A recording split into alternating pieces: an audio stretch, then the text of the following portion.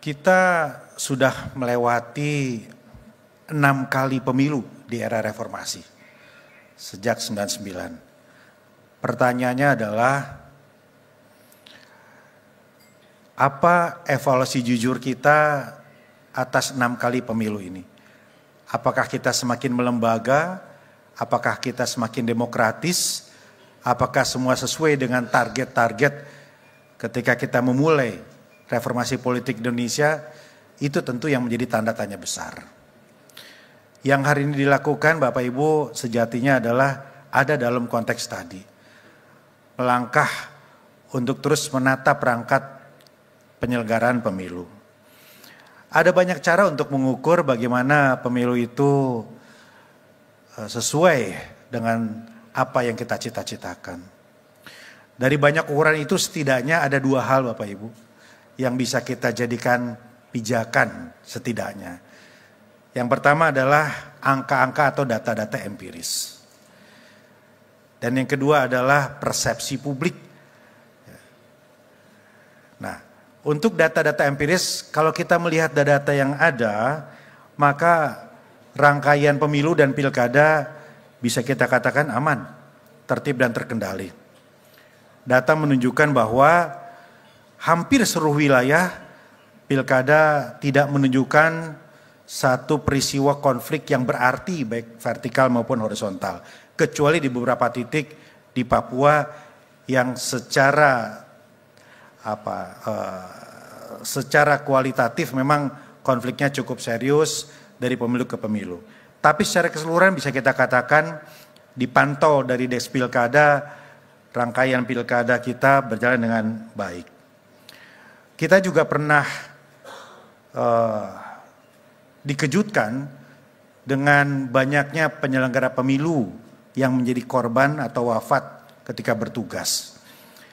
Nah, kali ini data menunjukkan bahwa jumlah penyelenggara yang wafat ketika tahapan pemilu maupun pelaksanaan itu jauh menurun.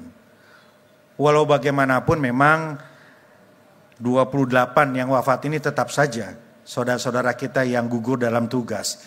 Namun jika kita lihat angkanya, terlihat ada satu perbaikan dalam hal preemptif ataupun mitigasi untuk mencegah wafatnya para penyelenggara pemilu tadi. Dan satu ikhtiar yang juga kita lakukan adalah proses mitigasi untuk mencegah konflik yang berlarut, untuk mencegah situasi chaos di lapangan, yaitu membuka ruang untuk pengaduan-pengaduan. Kemendagri membuka aduan melalui Des Pilkada. Nah, dari sini bisa kita lihat Bapak Ibu sekalian, banyak sekali laporan yang masuk memang, dan rata-rata itu sekitar 26 aduan per hari. Ada laporan tentang netralitas ASN, ada laporan tentang Bawaslu, dan sebagian besar ada laporan tentang pelanggaran ketertiban pemilu. Di bawahnya ada laporan tentang kerusakan, kekurangan surat suara, dan sebagainya. Nah, dari sinilah kemudian kita koordinasikan untuk direspon dan dilakukan koordinasi bersama stakeholders terkait. Kami ingat juga di Komisi 2 itu disepakati atas permintaan teman-teman Komisi 2 waktu itu untuk menghentikan pemberian bansos. Ya, kami kira ini adalah ikhtiar yang luar biasa untuk membuat lapangan relatif lebih rata, playing field itu lebih rata, karena dikehendaki oleh semua aktor. Dan pada pelaksanaannya sepertinya juga mengurangi potensi-potensi persoalan pelanggaran di lapangan. Kita monitor itu melalui war room dan Des Pilkada di Kemendagri, Bapak Ibu sekalian. Dalam dimensi pelanggaran kita melihat memang isu netralitas itu lumayan kencang. Ada data sekitar 300 ASN yang terbukti melanggar netralitas dan telah dijatuhi sanksi administratif begitu. Nah, bagaimanapun angka ratusan ini mungkin saja ini fenomena gunung es yang terlihat, yang ditindak dan diberikan sanksi. Tentu sangat mungkin angkanya lebih besar lagi. Tetapi paling tidak sistem telah bekerja dan kita telah memberikan contoh bagaimana menegakkan prinsip-prinsip netralitas ASN. Nah, Bapak Ibu, itu dari segi data-data. Itu kalau kita ngukur dari angka-angka empiris di lapangan. Nah, mari kita lihat dari dimensi persepsi publik. Kita meneropong melalui dua hasil survei persepsi publik, Bapak Ibu. Survei dari Litbang Kompas ini memberikan catatan yang sangat penting dan menarik. Kita ketahui bersama angka kepuasan terhadap pemerintahan Presiden Prabowo dan Wapres Gibran ini cukup tinggi, di atas 80% gitu. Dan kalau kita lihat, kita bedah lagi per bidang, ini kinerja di bidang politik dan keamanan lebih tinggi daripada bidang yang lain, bidang hukum, ekonomi, dan kesejahteraan sosial. 85% ya, apresiasi positif untuk kinerja di bidang politik dan keamanan. Dan kami memaknai ini sebagai apresiasi dari publik terhadap penyelenggaraan pemilu dan pilkada. Karena dalam waktu 100 hari atau 3 bulan tentu hal yang paling mudah dicatat, diingat dan dinilai oleh publik adalah rangkaian pilkada tadi. Jadi angka 85% ini adalah angka kerja keras dari tidak saja KPU, Bawaslu, DKPP, dan teman-teman TNI Polri yang berjibaku di lapangan sehingga publik mengapresiasi pelaksanaan pemilu tadi yang dirangkaikan dengan kinerja pemerintahan di bidang politik dan keamanan. Nah, kalau kita bedah lagi Bapak Ibu, dalam survei Litbang Kompas itu kita akan menemukan satu indikator yang sangat menarik, yaitu angka tertinggi yang dicatatkan dalam bidang politik keamanan ini adalah apresiasi atas sikap, membangun sikap menghargai perbedaan, 88%. Ya, saya kira ini angka yang sangat menarik ya. Publik memberikan apresiasi bagaimana kita semua bangsa ini bisa melewati satu proses yang sangat rumit dan menempatkan kebersamaan dalam perbedaan sebagai nilai-nilai yang paling utama. Ya, saya kira ini capaian kita yang bagaimanapun harus diapresiasi dan kita evaluasi secara objektif begitu. Dan secara menyeluruh Bapak Ibu, ini dari survei teman-teman indikator, ini juga ada hasil yang sangat menarik, yaitu apresiasi terhadap pelaksanaan dari praktek demokrasi yang berjalan.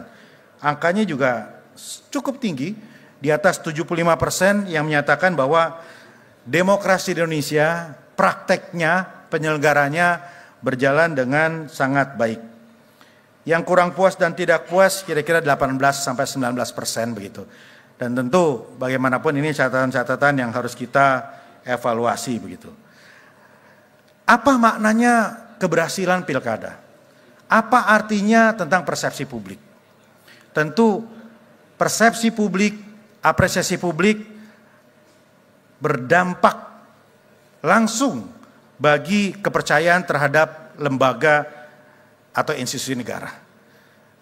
Jadi yang kita lakukan dalam membuat pemilu lancar, yang kita ikhtiarkan dalam membuat praktek-praktek bernegara ini baik, itu berkorelasi positif bagi tingkat kepercayaan publik terhadap institusi negara. Nah, walaupun yang agak kontradiktif di sini Bapak Ibu, kalau kita lihat kepercayaan terhadap lembaga dan institusi negara, justru tingkat kepercayaan terhadap partai politik itu terbilang paling rendah. Nah, mumpung kita semua ini tahun ini sedang insya Allah akan memulai ikhtiar untuk melakukan revisi undang-undang pemilu dan pilkada, dan ada usulan juga untuk mengaitkan juga terhadap undang-undang partai politik, maka ada baiknya bagi kita juga untuk membuka ruang diskusi-diskusi untuk tetap saja pelembagaan dan peningkatan fungsi dari partai politik tadi.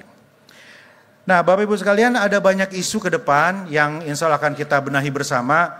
Kita akan melalui satu proses pembahasan formal di DPR bersama teman-teman partai dan dengan semua stakeholders di kampus dan di daerah-daerah. Kita akan berbicara tentang isu keserentakan, dampak keserentakan bagi kualitas atau partisipasi pemilih, Kita juga akan berdiskusi tentang bagaimana kita mengevaluasi koordinasi antara KPU, Bawaslu, dan semua instansi terkait. Kita akan juga berdiskusi tentang bagaimana proses gugatan-gugatan yang ada di MK ini juga ternyata berdampak bagi prinsip keserentakan pilkada dan pelantikannya. Ya, karena tidak mungkin, ya bukan hampir tidak mungkin kemudian walau pilkadanya serentak, kepala daerah itu dilantik serentak. Karena kita harus menunggu menghargai proses hukum yang berjalan di Mahkamah Konstitusi. Nah, pertanyaannya adalah ada berapa tahapan?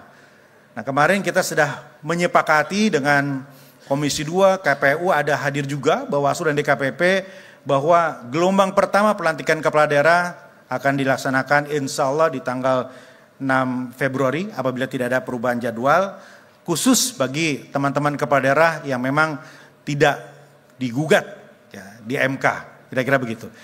Yang gelombang berikutnya tentu akan menyesuaikan dengan jadwal persidangan dari MK. Artinya apa? Ya, semakin rumit, semakin banyak gugatan, maka akan semakin berdampak pada prinsip-prinsip keserentakan tadi. Ya, saya kira ini hal yang menarik untuk kita diskusikan ke depan. Nah, ke depan banyak isu yang akan kita minta masukannya dari Kemendagri kepada Bapak Ibu, teman-teman partai, teman-teman dari kampus, dari lembaga pemikir atau think tank, terkait dengan isu proporsional terbuka atau tertutup, keserentakan atau agak berjarak, kemudian bagaimana kita membuat Bawaslu, KPU yang sudah baik menjadi lebih baik lagi. Kita berdiskusi tentang ambang batas pencalonan. Kalau untuk mencalonkan presiden sudah 0, apakah kepala daerah juga terdampak angka thresholdnya? Dan kita juga akan berdiskusi tentang bagaimana memastikan agar aparat tetap netral dan sebagainya. Dan tentu Kemendagri akan membuka ruang seluas-luasnya untuk proses diskusi tadi, Bapak Ibu sekalian. Dan insya Allah ikhtiar kita akan terus berjalan juga untuk memastikan tingkat partisipasi politik terus naik. Ya, tingkat partisipasi politik tidak turun, tingkat partisipasi politik sejalan dengan keinginan kita untuk melakukan pendidikan politik bagi anak-anak muda, bagi Gen Z, Gen Y, dan sebagainya. Dan masalah klasik politik uang, kemarin Kemendagri mengundang teman-teman pakar, teman-teman pelaku survei, teman-teman kampus, ya, teman-teman aktivis demokrasi untuk mendalami persoalan-persoalan ini termasuk politik uang. Ya memang politik uang ini ada yang bersumber dari mahalnya biaya penyelenggaraan dari negara dan ada juga di ranah privat. Ya pelaku-pelaku yang melakukan kampanye dengan angka yang sangat besar. Ya PR bagi kita semua untuk memastikan biaya politik tidak tinggi dan berbanding lurus dengan output yang dirasakan dan didapat oleh masyarakat semua. Nah ke depan Bapak Ibu sekalian ada pilihan-pilihan bagaimana kita melakukan revisi undang-undang politik. Bisa dengan model Omnibus Law yang sering disampaikan oleh Ketua Komisi 2 dan beberapa tokoh pimpinan partai. Atau tidak dengan Omnibus Law, dengan model kodifikasi politik secara terbatas saja.